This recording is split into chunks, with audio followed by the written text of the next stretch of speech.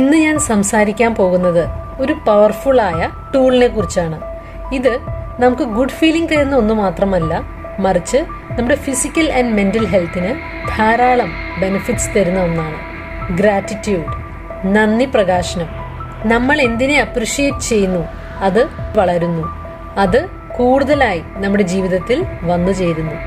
Gratitude practice നമ്മുടെ തലച്ചോറിന്റെ molecular സ്ട്രക്ചറിൽ തന്നെ മാറ്റങ്ങൾ വരുത്തുന്നുവെന്ന് പഠനങ്ങൾ പറയുന്നു. നമ്മൾ ചിന്തിച്ചേക്കാം, എത്ര ഫ്രീക്വന്റ് ആയി ഗ്രാറ്റിറ്റ്യൂഡ് പ്രാക്ടീസ് ചെയ്യണം ഇത്തരത്തിലുള്ള ബെനിഫിറ്റ്സ് നമുക്ക് ലഭിക്കാനായെന്ന്. പഠനങ്ങൾ കാണിക്കുന്നത് ഏറ്റവും സിമ്പിളായി ചെയ്യുന്ന, ദിവസവും നന്ദി തോന്നുന്ന 3 കാര്യങ്ങൾ എഴുതുന്നത് പോലും നമുക്ക് അതിന്റെ ഗുണങ്ങൾ നേടിയെടുക്കാൻ സഹായിക്കുന്നുവെന്നാണ്. ഗ്രാറ്റിറ്റ്യൂഡ് പ്രാക്ടീസ് ചെയ്യുന്നത് തീരുമാനങ്ങൾ എടുക്കുന്നതിനും പ്രൊഡക്ടിവിറ്റി ഇൻക്രീസ് ചെയ്യുന്നതിനും നമ്മുടെ തലച്ചോറിന്റെ പ്രീ ഫ്രോണ്ടൽ കോർട്ടെക്സ് എന്ന ഭാഗത്തെ ആക്ടിവേറ്റ് ചെയ്യുന്നു. കൂടാതെ ഇത് നമ്മുടെ സെൽഫ് എസ്റ്റീം വർദ്ധിപ്പിക്കുവാനും നമ്മളെ തന്നെ മറ്റുള്ളവരുമായി താരതമ്യം ചെയ്യുന്നതും മറ്റും കുറയ്ക്കുവാനും സഹായിക്കുന്നു. നമ്മൾ എത്ര ഗ്രാറ്റിറ്റ്യൂഡ് പ്രാക്ടീസ് ചെയ്യുന്നുവോ നമ്മൾ അത്ര സ്ട്രോങ്ങർ ആകുന്നു. ഗ്രാറ്റിറ്റ്യൂഡ് പ്രാക്ടീസ് ചെയ്യുന്നത് നമ്മുടെ തലച്ചോറിന്റെ പല ഭാഗങ്ങളും ആക്ടിവേറ്റ് ചെയ്യുന്നു. അത് നമ്മുടെ റിവാർഡ് പാത്വേസിനെയും ഹൈപ്പോതലാമസിനെയും ആക്ടിവേറ്റ് ചെയ്യുന്നു. നമ്മുടെ തലച്ചോറിന്റെ ഗ്രേ മാറ്ററിന്റെ വോളിയം വർദ്ധിപ്പിക്കുന്നു. ഗ്രാറ്റിറ്റ്യൂഡ് പ്രാക്ടീസ് ചെയ്യുന്നതിന്റെ മറ്റു പല ബെനിഫിറ്റ്സും നമുക്ക് നോക്കാം. ആദ്യമായി, gratitude makes you happier. Gratitude practice ചെയ്യുന്നത് നമ്മെ കൂടുതൽ ഹാപ്പിയും പോസിറ്റീവുമാക്കുന്നു. അവർ കൂടുതൽ അവബോധമുള്ളവരും സ്വയം തൃപ്തിയുള്ളവരുമാണ്. ഗ്രാറ്റിറ്റ്യൂഡ് പ്രാക്ടീസ് നമ്മുടെ മൂഡ് തന്നെ ഇംപ്രൂവ് ചെയ്യുന്നു. ഉത്കണ്ഠയും ഡിപ്രഷനും മറികടക്കാൻ സഹായിക്കുന്നു. അതുപോലെ ഹാപ്പിനെസ് ആൻഡ് റിവാർഡ് കെമിക്കൽസായ സെറട്ടോണിനും ഡോപ്പമിനും റിലീസ് ചെയ്യപ്പെടുന്നു. നന്ദി പ്രകാശനം നമ്മുടെ തലച്ചോറിലെ സ്ട്രക്ചേഴ്സിൽ തന്നെ മാറ്റങ്ങൾ കൊണ്ടുവരികയും നിരന്തരം അപകടത്തെ സ്കാൻ ചെയ്തുകൊണ്ടിരിക്കുന്ന ഉത്കണ്ഠയുള്ള ഒരവസ്ഥയെ ഭേദിക്കുന്നു. അത് തലച്ചോറിലെ അമിഗ്ഡാലയും ഹിപ്പോ ക്യാമ്പസും ആക്ടിവേറ്റ് ചെയ്യുന്നത് വഴി സ്ട്രെസ് ഹോർമോണായ കോർട്ടിസോളിന്റെ അളവ് രക്തത്തിൽ കുറയ്ക്കുന്നു. മറ്റൊന്നാണ്, ഗ്രാറ്റിറ്റ്യൂഡ് പ്രാക്ടീസ് നമ്മെ ഹെൽത്തിയർ ആക്കുന്നു. ഗ്രാറ്റിറ്റ്യൂഡ് പ്രാക്ടീസ് ചെയ്യുന്നത് നമ്മുടെ ഇമ്മ്യൂൺ ഹെൽത്ത് ഇംപ്രൂവ് ചെയ്യുന്നു. ഇതുവഴി നമ്മുടെ വേദനകളെ കുറയ്ക്കുവാനും ബ്ലഡ് പ്രഷർ ആൻഡ് ഹാർട്ട് ഹെൽത്തും നല്ല രീതിയിൽ നിലനിർത്തുവാനും സഹായിക്കുന്നു. 2003 നടത്തിയ ഒരു പഠനത്തിൽ പറയുന്നത്, വേദന അനുഭവിച്ചുകൊണ്ടിരിക്കുന്ന രോഗികൾ നന്ദി ഉളവാക്കുന്ന ചിന്തകൾ കൊണ്ടുവന്നപ്പോൾ വേദനയുടെ എക്സ്പീരിയൻസ് കുറയുവാൻ കാരണമായി എന്നാണ്. അതുപോലെ തലച്ചോറിലെ ഹൈപ്പോതലാമസിനെ ആക്ടിവേറ്റ് ചെയ്യുന്നത് വഴി നമ്മുടെ ഉറക്കം ബെറ്റർ ആകുന്നു. ഡീപ്പറായ, കൂടുതൽ റെസ്റ്റ്ഫുൾ ആയ ഉറക്കം തരുന്നു. സ്ലീപ്പ് ക്വാളിറ്റിയും ഉറക്കത്തിൻ്റെ ദൈർഘ്യവും വർദ്ധിക്കുന്നു. ഒരു പഠനത്തിൽ പറയുന്നത്, രാത്രി ഉറങ്ങുന്നതിന് മുൻപ് നന്ദി തോന്നുന്ന 3 കാര്യങ്ങൾ എഴുതി വയ്ക്കുന്നത് നമ്മുടെ ആകുലത കുറയ്ക്കുവാനും ഒരു കാര്യത്തെക്കുറിച്ച് തന്നെ വീണ്ടും വീണ്ടും ചിന്തിക്കുന്നതും തടയുന്നത് വഴി നമ്മുടെ ഉറക്കം മെച്ചപ്പെടുത്തുന്നുവെന്നാണ്. അടുത്തതായി, ഗ്രാറ്റിറ്റ്യൂഡ് ബന്ധങ്ങളെ ഇംപ്രൂവ് ചെയ്യുന്നു.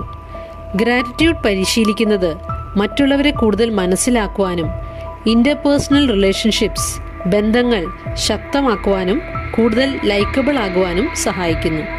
തലച്ചോറിലെ വെൻട്രോമീഡിയൽ പ്രീ ഫ്രോണ്ടൽ കോർട്ടെക്സിന്റെ ഭാഗം ആക്ടിവേറ്റ് ചെയ്യുന്നത് മൂലം നമ്മളിൽ ഓൾട്രൂയിസം, പരോപകാരം ചെയ്യുന്ന സ്വഭാവം വളരുന്നു. മറ്റുള്ളവരെ നിസ്വാർത്ഥമായി സഹായിക്കുന്നതിൽ സന്തോഷം കണ്ടെത്തുന്നു. പഠനങ്ങൾ കാണിക്കുന്നത്, പരസ്പരം നന്ദി പ്രകാശിപ്പിക്കുന്ന കപ്പിൾസ് തമ്മിൽ കൂടുതൽ വിശ്വസ്തതയും സത്യസന്ധതയും കൂടുതൽ നീണ്ടു നിൽക്കുന്ന സന്തോഷം ബന്ധങ്ങളിൽ കൊണ്ടുവരുവാൻ സഹായിക്കുന്നുവെന്നുമാണ്. അടുത്ത ചോദ്യം, എങ്ങനെയാണ് ഗ്രാറ്റിറ്റ്യൂഡ് പ്രാക്ടീസ് ചെയ്യുന്നതെന്നാണ്. അതിന് ഏറ്റവും എളുപ്പമുള്ള വഴി ഗ്രാറ്റിറ്റ്യൂഡ് ജേർണൽ കീപ്പ് ചെയ്യുന്നതാണ്. എന്തൊക്കെ കാര്യങ്ങൾക്കാണ് നന്ദി തോന്നുന്നത് എന്ന് ചിന്തിക്കുക. അവ എഴുതാൻ ശ്രമിക്കുക. 3 കാര്യങ്ങളെങ്കിലും കണ്ടെത്താൻ ശ്രമിക്കുക. ചിന്തിക്കുന്നതിൻ്റെ കൂടെ തന്നെ അവയെ ഫീൽ ചെയ്യാനും ശ്രമിക്കുക. അതുപോലെ നന്ദി പ്രകാശിപ്പിച്ചുകൊണ്ട് ഫ്രണ്ടിന് ഒരു കത്തെഴുതാം. അവരിൽ അപ്രിഷിയേറ്റ് ചെയ്യുന്ന കാര്യങ്ങളെ അവരോട് തുറന്നു പറയാം. മറ്റൊന്നാണ്, ഒരു ശാന്തമായ സ്ഥലത്തിരുന്ന് അന്ന് നടന്ന ഓർമ്മയിലുള്ള ഏതെങ്കിലും നല്ല കാര്യം ഓർത്തെടുക്കാൻ ശ്രമിക്കുന്നത്. ആ ഒരു ഫീലിംഗ് കൊണ്ടുവരാൻ ശ്രമിക്കുന്നത്. ജിം ക്വിക്ക് താങ്ക്സ് എന്ന അക്രോണിം ഉപയോഗിച്ച് ഗ്രാറ്റിറ്റ്യൂഡ് പ്രാക്ടീസ് ചെയ്യാൻ ടിപ്സ് പറയുന്നുണ്ട്.